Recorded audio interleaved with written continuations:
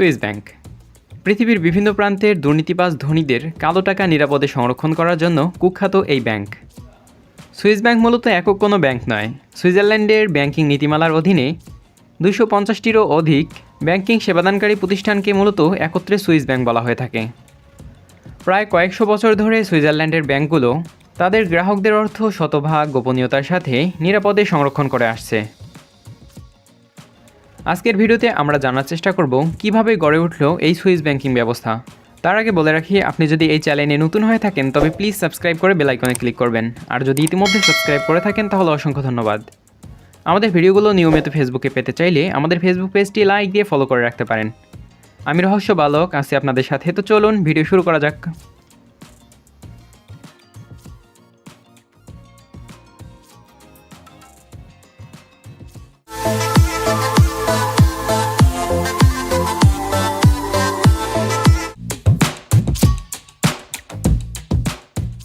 Swiss banking ইতিহাস অনেক পুরনো।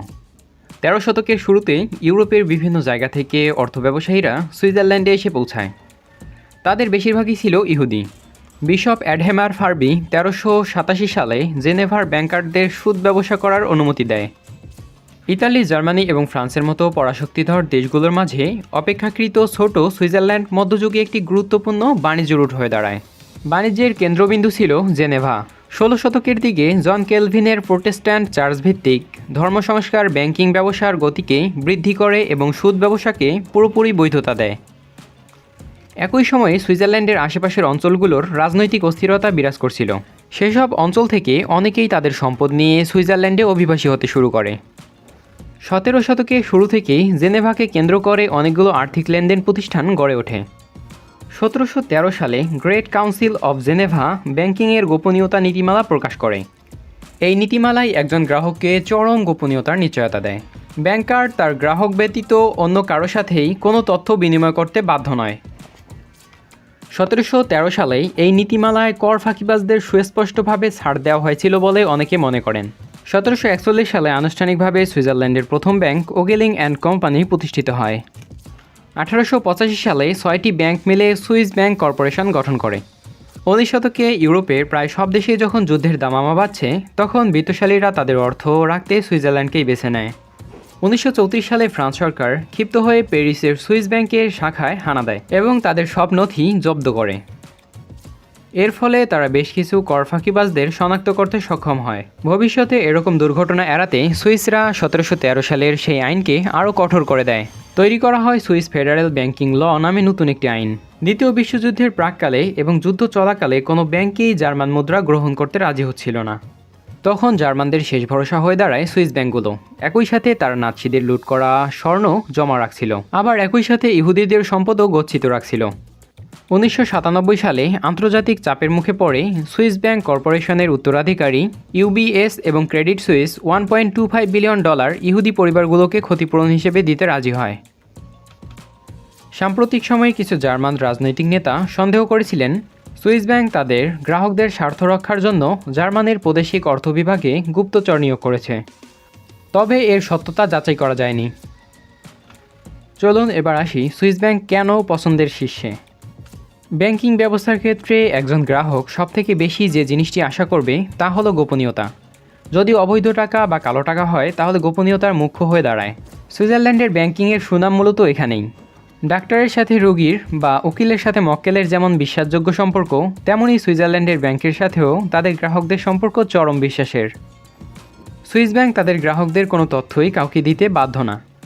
অনেকের ধারণা সঞ্চিত অর্থের উপর সুইস ব্যাংক প্রচুর পরিমাণে মুনাফা দিয়ে থাকে।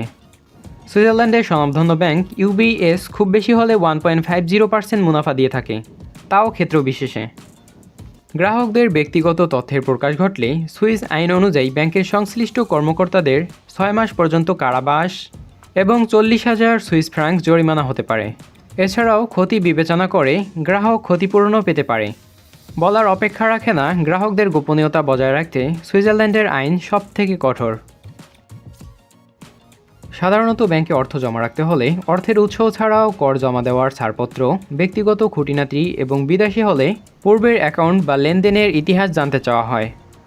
কিন্তু সুইজারল্যান্ডের ব্যাংকে অর্থ জমা রাখতে হলে অর্থের উৎস নিয়ে জানতে চাওয়া হয় না। ন্যূনতম 18 বছর এবং বৈধ পাসপোর্ট এই দুটি জিনিস থাকলেই সুইজারল্যান্ডের একটি ব্যাংকে অর্থ জমা রাখা যায়। এরকম কোনো বাধ্যবাধকতা নেই যে গ্রাহককে খুব অভিজাত বা উচ্চবিত্তের হতে হবে। মাত্র 5,000 সুইস ফ্র্যাঙ্ক থাকলেই যে কেউ ব্যাংকে নতুন অ্যাকাউন্ট খুলতে পারবে। সুইস ব্যাংকিং ব্যবস্থায় আফ্রিকার স্বৈরশাসক অথবা ল্যাটিন মাদক সম্রাট সবাইকে চিহ্নিত করা হয় একটি অদ্বিতীয় নম্বর দিয়ে। নম্বরটির বিপরীতের মানুষটি কে, এটা ব্যাংকের হাতে গোনা কয়েকজন কর্মকর্তাই শুধু জেনে থাকেন। বছরের পর বছর ধরে সুইজারল্যান্ডের অর্থনৈতিক কাঠামো খুবই স্থিতিশীল। দেশের অর্থনীতি রাজনৈতিক স্থিতিশীলতার ওপর অনেকাংশে নির্ভর করে। সুইজারল্যান্ড সর্বশেষ সরাসরি যুদ্ধে জড়িয়েছে 1505 সালে। ইউরোপের অন্য দেশগুলো যখন নিজেদের সাম্রাজ্য বিস্তারে মনোযোগ দিয়েছে, সুইসরা তার বদলে নিজেদের অর্থনৈতিক কাঠামো করেছে শক্তিশালী। 19 শতকের প্রথমার্ধেই দুনিয়া দুটি বিশ্বযুদ্ধের মুখোমুখি হয়, যার কেন্দ্রে ছিল ইউরোপ। সেখানেও নিরপেক্ষ ছিল এই দেশটি। বর্তমানেও সুইজারল্যান্ডকে অত্যন্ত নিরাপদ রাষ্ট্র হিসেবে বিবেচনা করা হয় এবং এই দেশটির অর্থনীতি টালমাটাল হওয়ার কোনো সম্ভাবনা নেই। উল্লেখ্য, সুইস ব্যাংকগুলোর $6 ট্রিলিয়ন অর্ধেকই বিদেশিদের। সুইস ব্যাংকের দুনিয়া জুড়ে খ্যাতির বদলে কুখ্যাতি মনে করা হয় বেশি। আইনের সুযোগ নিয়ে সুইস ব্যাংকগুলো হয়ে উঠেছে কর ফাঁকিবাজদের স্বর্গ। আন্তর্জাতিক চাপের মুখে পড়ে সুইস ব্যাংকগুলো কিছুটা শিথিল হয়েছে। বর্তমান সুইস ব্যাংক সুস্পষ্ট প্রমাণের সাপেক্ষে কোনো গ্রাহকদের তথ্য দিয়ে থাকে।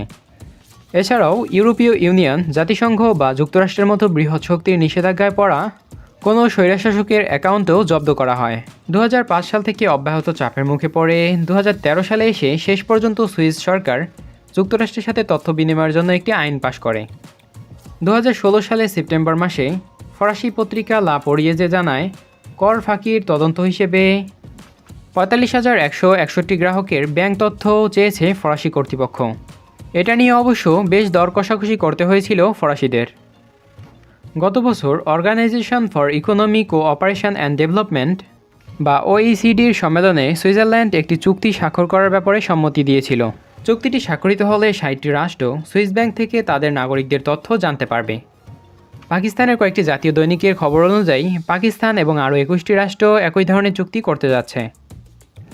2011 সালে সুইস ব্যাংক লিবিয়ার শাসক মোহাম্মদ আল গাদ্দাফি এবং তার 29 জন সহযোগীর সম্পদ জব্দ করে।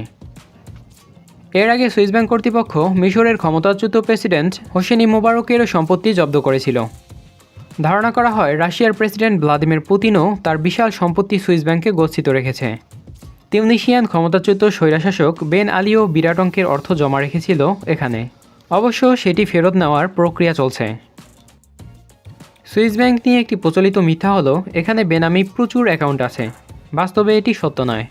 মুভি বা উপন্যাসের মতো এখানে বেনামি অ্যাকাউন্ট খোলা যায় না। আইনের কোনো প্যাচ ছাড়াই একজন গ্রাহকের তথ্য সুইস ব্যাংক প্রকাশ করে যখন সেই গ্রাহক মৃত্যুবরণ করে। যদি বিগত 60 বছর ধরে অ্যাকাউন্ট থেকে কোনো লেনদেন করা না হয় এবং অর্থের পরিমাণ যদি 500 সুইস ফ্র্যাঙ্কের বেশি হয়, তবে সেটা প্রকাশ করা হয়।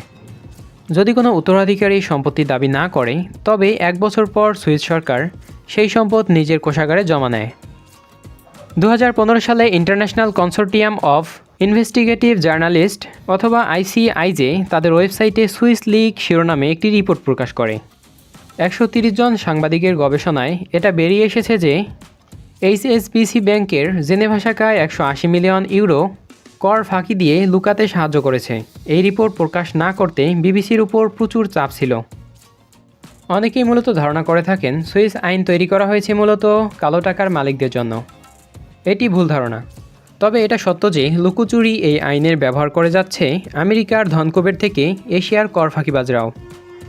সুইসরা তাদের ব্যাংকিংয়ের ঐতিহ্য ধরে রাখতে যেমন তৎপর, তেমনি অন্য রাষ্ট্রগুলো চাপ দিয়ে সুইসদের এই আইন সংস্কার করার জন্য তৎপর। তবে ইদানিং সুইস ব্যাংক ইউরোপ এবং বাহিরের কিছু দেশের সাথে পূর্ণমাত্রায় তথ্য বিনিময় শুরু করেছে। তবে কি শেষ হতে চলেছে সুইস ব্যাংকিংয়ের গোপনীয়তার অধ্যায়? আশা করি ভিডিওটি ভালো লেগেছে। ভিডিওটি ভালো লাগলে অবশ্যই লাইক করবেন, কমেন্ট করে জানাতে পারেন আপনার মূল্যবান মতামত। ভিডিওটি বন্ধুবান্ধবদের সাথে শেয়ার করতে পারেন এবং আমাদের চ্যানেলে নতুন হলে সাবস্ক্রাইব করে পাশে থাকার অনুরোধ রইল। একই সাথে আমাদের চ্যানেলের অন্যান্য ভিডিওগুলো দেখার আমন্ত্রণ রইল। দেখা হতে পারে পরের কোনো ভিডিওতে। ততক্ষণে সাবধানে থাকুন, সতর্ক থাকুন। ধন্যবাদ।